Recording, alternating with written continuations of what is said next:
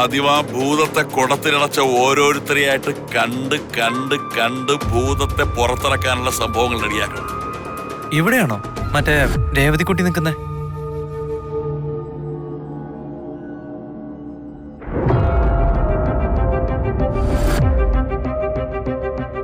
കഴിഞ്ഞ 23.5 വർഷക്കാലമായിട്ട് പുള്ളി ഇതും പിടിച്ചിരിപ്പ. സമയമായി, ഇനി മതി. വൈജ തിരിച്ചു വരുന്നതോടെ ഈ ഭൂതം വൈജയെ കയറി പിടിക്കും. ആയം പിടിച്ച് വട്ടം കറക്കും. ആകാശത്തോട്ട് എറിഞ്ഞിട്ട് താഴോട്ട് വീഴുമ്പോ പിടിക്കാതിരിക്കും.